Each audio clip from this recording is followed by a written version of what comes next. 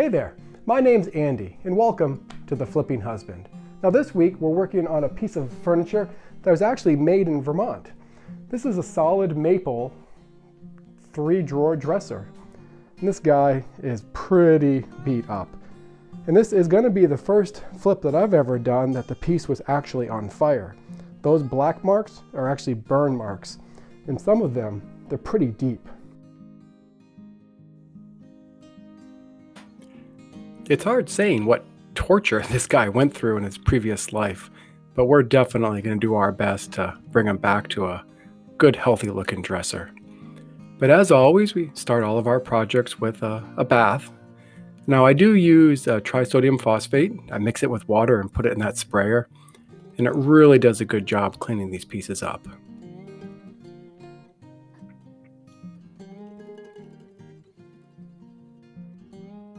Now before I clean the front of the dresser, I decided to take the hardware off. I will be using new hardware for this flip, so I'm just going to go ahead and keep those in my stockpile and maybe use them next time. Normally cleaning a dresser or a piece of furniture is as simple as using some type of degreaser and a rag. For this guy, we had some stickers on there, and you'll see in a minute, maybe gum? I'm not really sure what this is. But we definitely had to get the tools out to clean the front of this guy.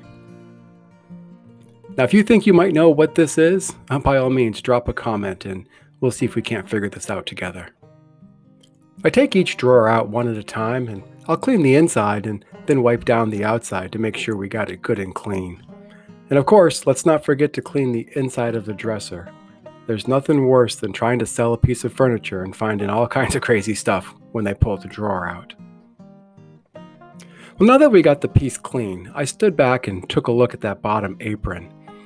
That's pretty classical of the period when this was made, but my design is going to have much crisper lines, so I think I'm going to go ahead and square up the bottom of that and give it a much more modern look.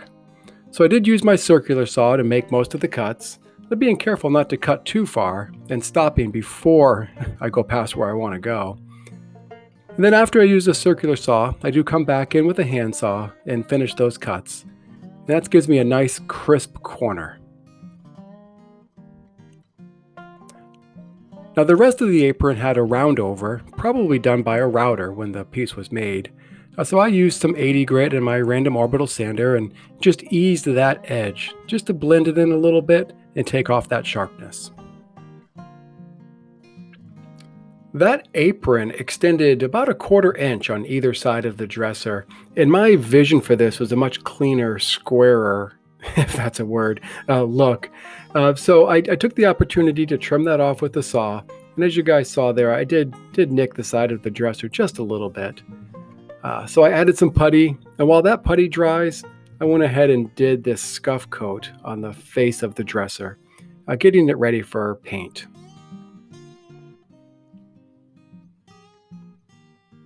Now you guys can see here, this top coat of this piece is just falling off. It's really at the end of its useful life. So I typically don't sand back this far if I'm going to paint the piece. But in this case, I wanted to get down to a nice, solid, stable surface so we'd have good adhesion. Now the top I do plan to stain. So I am going to go ahead and sand this back. And in the process, try to get rid of those burn marks and the divots in the top.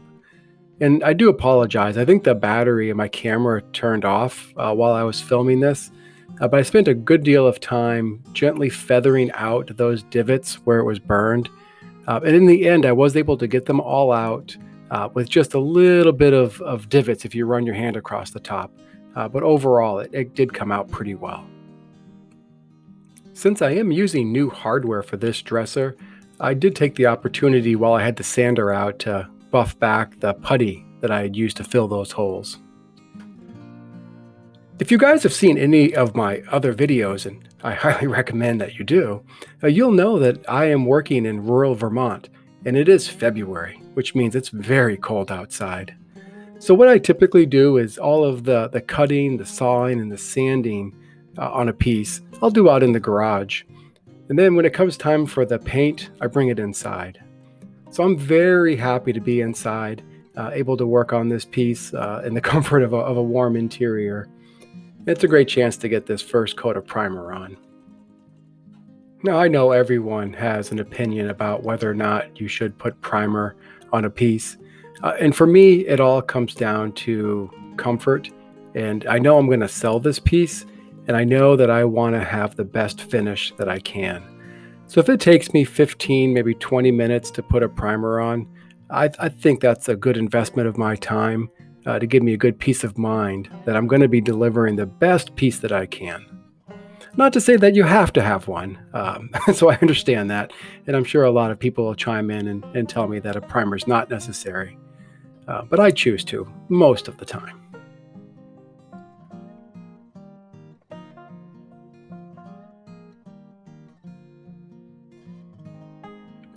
And here's a great tip for managing drawers when you're doing this type of work. I always paint the body of the dresser first, and while that's drying, I'm painting the drawers, and then I can put the drawers back in the dresser, get them out of the way and in a safe place to allow them to set up overnight. So the next day I do come back with a high grit sandpaper. This might even be like a 180 grit sanding block that's very worn out. So it's definitely acting more like a 320 or above sanding block. Now, flipping furniture is definitely a side hustle for me. I do have a full-time job and a family, so a lot of times I'm doing this work at night after most folks have gone off to bed. And that's one of the beautiful things about flipping furniture is furniture is very patient. It'll sit there for a week or more. It doesn't care if life gets busy. And then when you get back to it, you can pick right up where you left off. This is maybe a day later in my timeline, but it's definitely 10:30, 11 o'clock at night. Now here I am the next day, and what you really can't see on camera, but you can see in person, is little divots where I filled that hardware holes in an earlier step. So it is a little frustrating, but it's fixable. So went ahead and added some putty, let that dry, sanded it back, threw some primer on, let that dry, sanded it back. And here we are putting the last coat of paint on those drawers. Now that I've finished painting the base of this dresser, it's time to address the top. Now I had considered using this Minwax gel stain in the color coffee and give it a nice rich brown top, which I think would look sharp. But this is an oil-based product, and I'm doing this project in January in Vermont, so I'm inside. So because of the smell issue, I thought I'd go with a water-based aniline dye. So I went ahead and mixed up a little batch of honey amber maple aniline dye. Now this comes in a powder. You mix it with hot water, and you can adjust the intensity of the color depending how much dye you mix with your water. This right now, unless you want to have very colorful fingers when you're done, this is definitely a job you're going to want to use some rubber gloves for. So let's go ahead and get our gloves on first. Mister. So what I'm going to do is I'm going to mist the top of this dresser lightly with water. I'm not going to soak it. I'm just going to give a light misting. And what that's going to do is it's going to prevent this dye from soaking into the wood real deep and real quick. It'll give me a little bit more control over it. Now keep in mind, you can always make this darker by adding a second application, but it's a little bit harder to lighten it up after this dye is already on. So we'll give this just a light misting. Make sure that's pretty even there.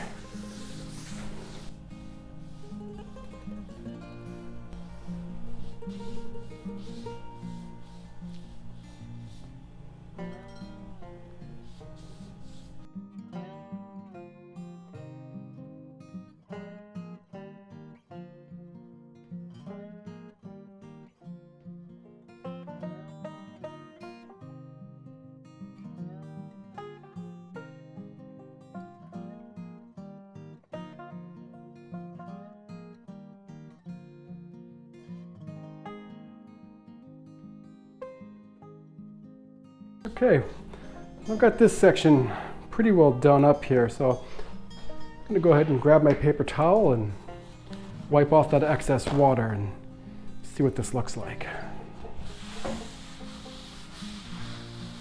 Oh, that's a nice, rich color. And it's allowing the grain to come right through. You can still see this beautiful wood.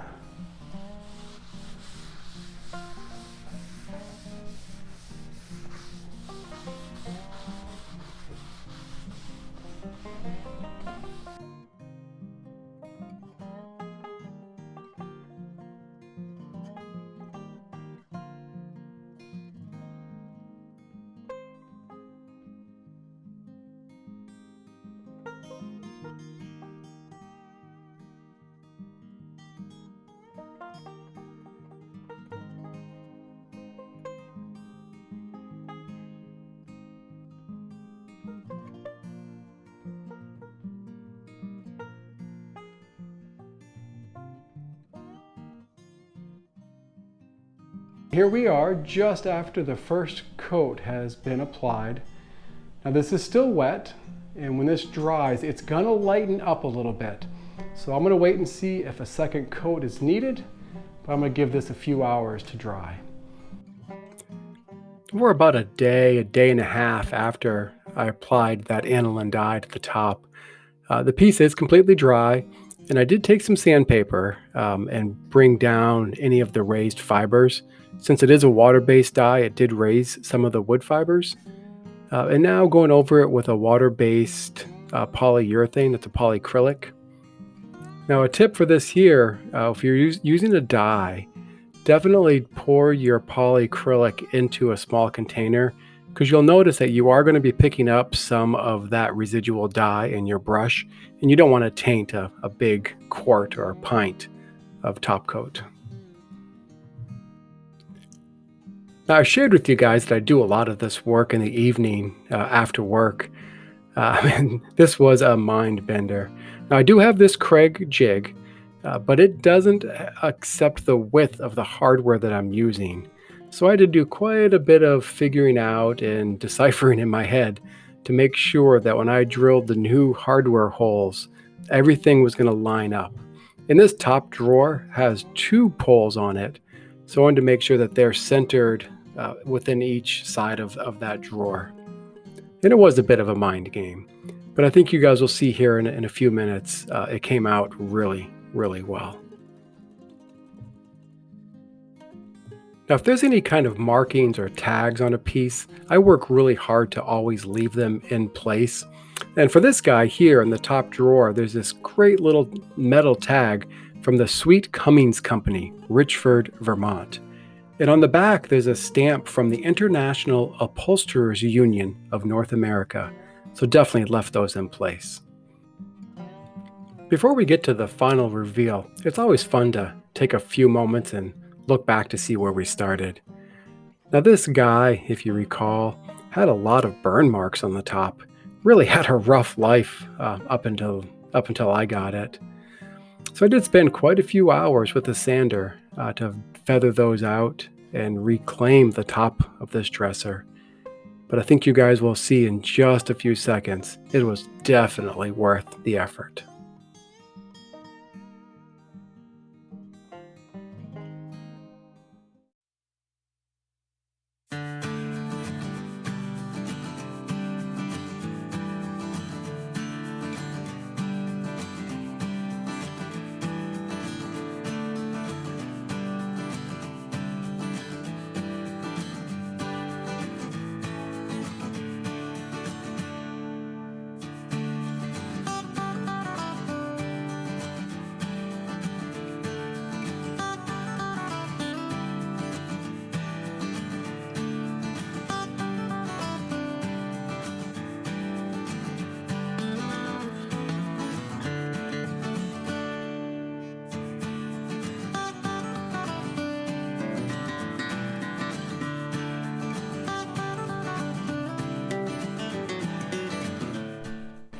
Hey there, now that the piece is completed, let's go ahead and run the numbers. Now I did find this dresser on Facebook Marketplace for free, so that's great, and we saved it from the landfill, so that's even better. Now as far as materials go, I have about $15 in paint, maybe $5 in that acrylic top coat. The die I did buy from Woodworker's Supply, and that was about $15 plus shipping. And then the drawer pulls, they got those on Amazon for about $25. So all in, I'm about $65. Throw in the shop supplies for the sandpaper and miscellaneous stuff that I spend money on doing these flips, about $70 all in for this piece. Now in the end, this turned into an absolutely fabulous piece of furniture that is definitely going to find a home for the next 15, 20, or 30 years. It is currently listed on Facebook Marketplace for $375, and I'm confident we'll be able to sell it for that price. So that's going to give me a net profit all in of $300. All right guys, appreciate you watching the video, and if you're here, go ahead and hit that subscribe button. It doesn't cost you anything, and it helps me a ton. All right folks, have a great day, and we'll see you next time.